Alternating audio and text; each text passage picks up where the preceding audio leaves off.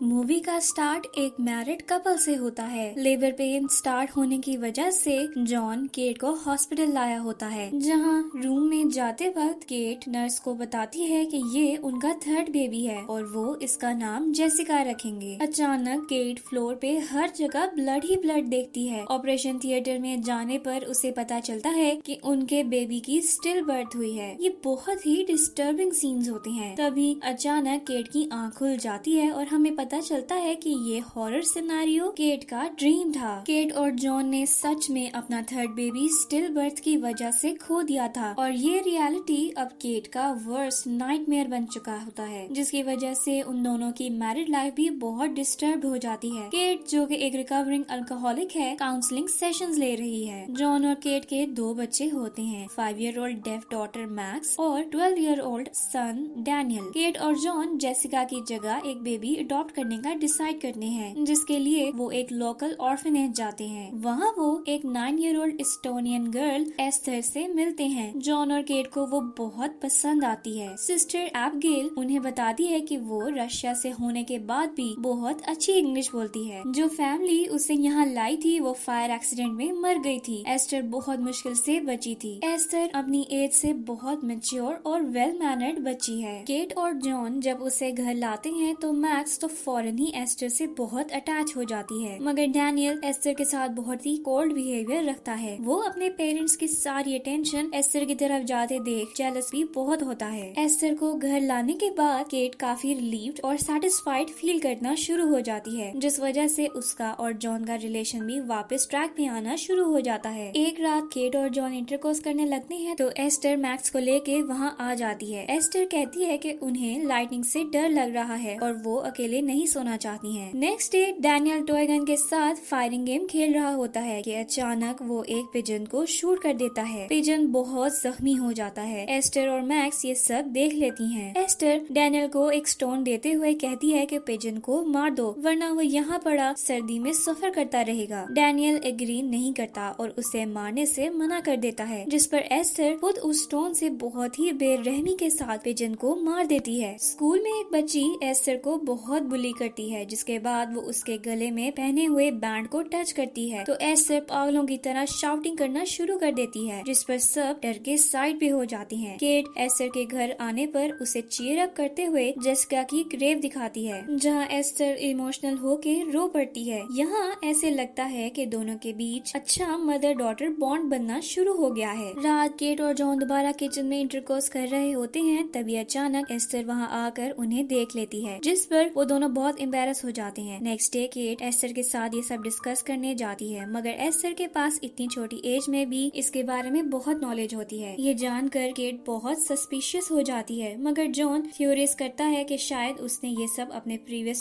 Foster parents से learn किया होगा। जॉन जब मैक्स और एस्टर को पार्क स्विंग्स लेने लेके जाता है, वहाँ एस्टर की स्कूल फेलो भी होती है, जिसने उसे बुली किया था। एस्टर पहले तो उससे घूरती रहती है, जिस पर वो बच्ची थोड़ा अनकंफर्टेबल हो जाती है। उसके बाद एस्टर उसे स्लाइड से नीचे पुश कर देती है और उसका एंकल टूट जाता है। रात डिनर टेबल पे जब केट और जॉन एस्टर से क्वेश्चनिंग करते हैं तो एस्टर झूठ बोल देती है कि वो दोनों बस खेल रहे थे। इवन मैक्स भी कह देती है कि वो स्लिप हो गई थी। तभी डैनियल एस्टर से बदतमीजी करता है, जिस पर जॉन और केट उसे एस्टर से अपोलोजाइज करने को कहते हैं, मगर वो ऐसे ही डिनर टेबल से उठ के चला जाता है। जॉन डैनियल का बिहेवियर देखते हुए उसे सजा देने के लिए उसका ट्री हाउस लॉक कर देता है। केट को सिस्टर एबगेल की कॉल आती है। केट उनको एस्टर के बिहेवियर का बताती है, जिस पर वो उनके घर विजिट करती हैं, जहां वो उन दोनों को बताती हैं कि शायद उनसे गलती हो गई कि उन्होंने एस्टर को इनके साथ आने दिया है। वो एस्टर के पास्ट के बारे में कुछ नहीं जानते हैं। हो सकता है कि एस्टर के साथ कोई प्रॉब्लम हो, क्योंकि ऑर्फनेज में भी जब भी कुछ गलत हुआ है वहाँ आसपास एस्टर होती है, मगर उस पे शक इसलिए नहीं किया क्योंकि वो बहुत ही सफाई से लोगों को मैनिपुलेट कर लेती है। केट ये सब सुन के बहुत परेशान हो जाती है, मगर जॉन सिस्टर एबगेल की किसी बात से एग्री नहीं करता है। एस्टर चुपके सारी बातें सुन रही होती है, जिसके फौरन बाद वो मैक्स के पास जाती है। उसे मैनिपुलेट करके अपने साथ जॉन की स्टडी रूम में ले जाती है, जहाँ से मैक्स ट्री हाउस की और एस्टर वेपन्स उठा लेती है। सिस्टर एबगेल जब घर से निकलती हैं तो एस्टर मैक्स को लिए उनके पीछे जाती है। एस्टर अचानक मैक्स को उनकी कार के आगे फेंक देती है, जिस पर सिस्टर एबगेल का बैलेंस खराब हो जाता आता है और वो बहुत मुश्किल से गाड़ी रोकती है। जब वो मैक्स के पास जाती है तो पीछे से एस्टर आकर हैमर से उन पे अटैक कर देती है। एस्टर बहुत ही बेरहमी से मैक्स के सामने ही सिस्टर एबिगेल को हैमर से तब तक हिट करती रहती है कि जब तक वो मर नहीं जाती है। मैक्स बहुत डर जाती है मगर एस्टर उसे फिर मैनिपुलेट करके अपनी तरफ कर लेती है। उसके बाद वो उसे लेके ट्री हाउस में जाती है जहाँ वो वेपन छुपा देती है और अपने फेस से ब्लड साफ करती है। डैनियल मैक्स और एस्टर को ट्री हाउस से निकलते देख लेता है। डैनियल को तो यही लगता है कि एस्टर ने उसे नहीं देखा है मगर रात अचानक एस्टर मैक्स के रूम में जाती है और उसे पेपर कटर दिखाते हुए बहुत डरा देती है ताकि वो किसी को भी कुछ ना बताए। नेक्स्ट डे जॉन और केट एस्टर को काउंसलर के पास लेके जाते हैं। एस्टर उससे भी बहुत अच्छे से मैनिपुलेट करके सारी सिचुएशन केट की तरफ मोड़ देती है। काउंसलर के अकॉर्डिंग केट एस्टर को वो कंफर्ट लेवल नहीं दे रही है। यही वजह है कि वो उसके साथ एडजस्ट नहीं हो पा रही है। इस सब की वजह से जॉन केट से बहुत नाराज होता जाता है। घर पहुंचने पर केट को ऑर्फनेज से कॉल आती है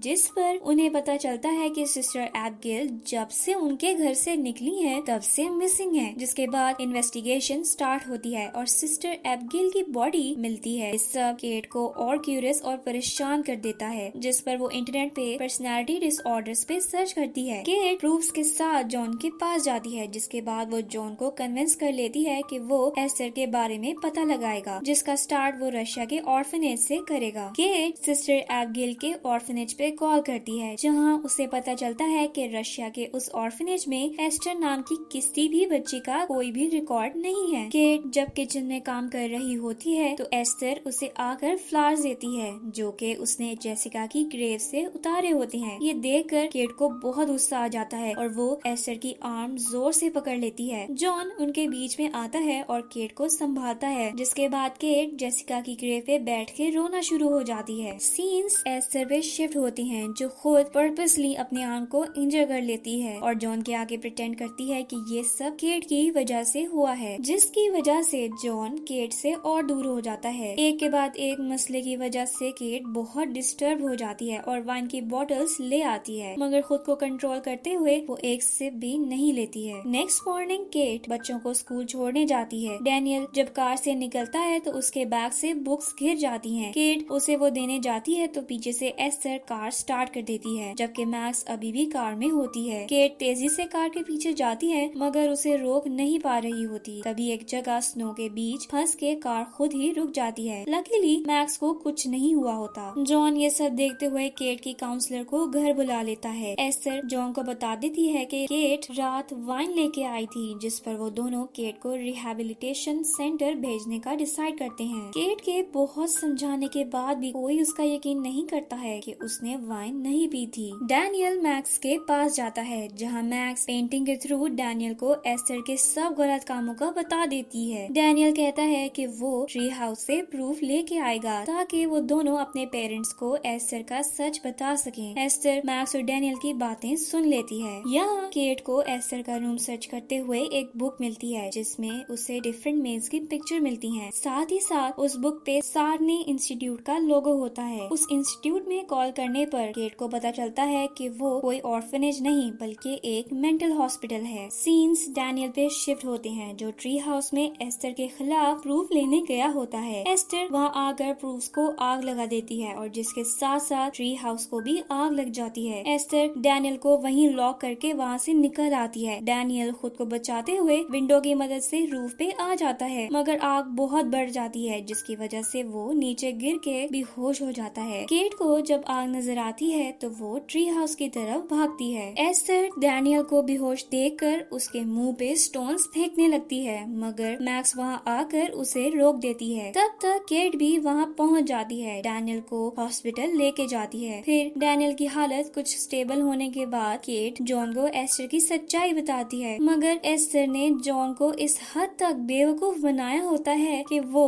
अब भी उसकी किसी बात पे बिलीव नहीं करता है। सीन्स एस्टर पे जाते हैं जो डैनियल को मारने की कोशिश करती है मगर डैनियल फिर भी बच जाता है। यहाँ केट एस्टर को जाके सबके सामने थप्पड़ मारती है क्योंकि वो समझ चुकी होती है कि ये सब एस्टर ने किया है। जॉन आगे बढ़ के एस्टर को बचाता है और एक नर्स केट को इंजेक्शन दे के बेहोश कर देता है। चीजें थोड़ी नॉर्मल नॉर्मल होने के बाद जॉन एस्टर और मैक्स को लेके घर चला जाता है, जहाँ मैक्स को सुलाने के बाद जॉन वाइन पीना शुरू हो जाता है। जॉन बिल्कुल होश में नहीं होता। तभी अचानक वहाँ बहुत बोल्ड ड्रेसिंग किए हुए एस्टर आती है और जॉन को सिड्यूस करने की कोशिश करती है, मगर जॉन उसे सिर्फ अपनी बेटी समझता है। इसी वजह से उसे खुद से दूर कर देता है, जिस पर गुस्सा होकर एस्टर अपने रूम में चली जाती है। केट को रशिया के सारने हॉस्पिटल से कॉल आती है, जहां उसने एस्टर की पिक्चर सेंड की थी। डॉक्टर वेरेवा केट पे कुछ ऐसी बातें रिवील करते हैं जिससे केट शॉक में आ जाती है। डॉक्टर वेरेवा केट को बताते हैं कि एस्टर का रियल नेम लीना क्लैमर है और वो कोई 9 साल की बच्ची नहीं बल्कि 33 इयर्स की ग्रोन अप लेडी है। एस्टर को हाइपोपिट्यूटरिज्म है।